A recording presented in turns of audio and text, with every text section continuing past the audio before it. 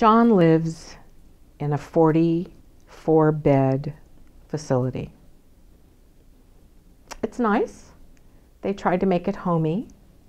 The other day they dedicated a wall to their veterans. It's really beautiful and touching that they decided to honor the vets that are living there that way. The rooms are pretty institutional, 2 beds, a little armoire for each, and a nightstand. But they allow you to bring in anything you want. John's roommate, Paul, likes monkeys. So on one side of the room, it's quite the jungle. John, because he was stumbling around and kind of flails, we elected not to put any artwork on the walls.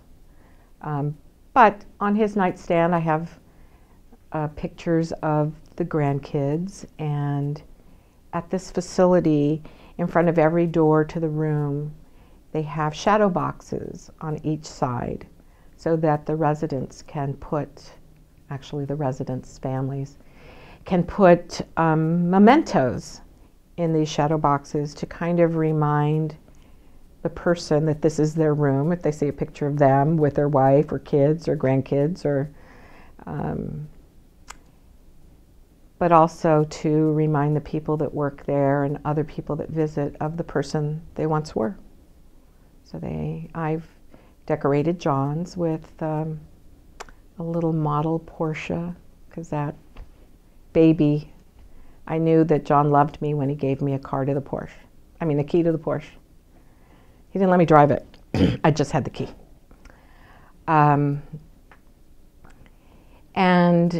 Put a little, my granddaughter knitted or crocheted a little golf bag with actual golf clubs in it. It was pretty impressive. So we put that in there, and a couple of other things. His favorite team, of course, the 49ers and the San Francisco Giants went in there as well, and some pictures of us from our trips to Hawaii.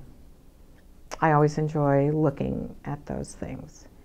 Inside, the room is big enough. There was a luau this past August, and my father was there, and he asked John's caregiver, was there anything that John needed, that he wanted to get something for John if he needed it.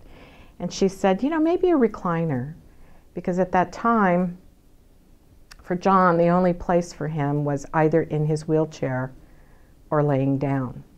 And you don't think about that. We can walk around, sit in a chair, stand, sit on a stool, do all that stuff, but he only had the option of laying down in bed or being in his chair. So they thought maybe a recliner would do. So I found him a recliner. Had to be vinyl because of, accidents.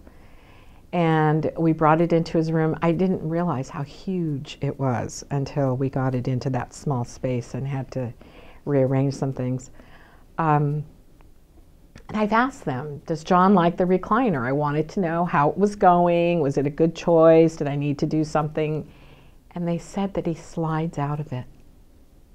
That he either scoots or something, but they sometimes come and he's halfway on the floor trying to get out of the recliner. So it's still up in the air if that's going to be a good thing or not.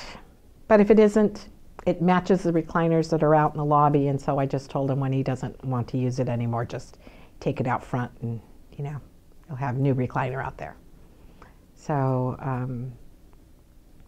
the room has some music for him, a little CD player, so he can play his music. Now that Paul's moved in, Paul's a little older, and his choice of music's a little different than John's Pink Floyd and Eagles.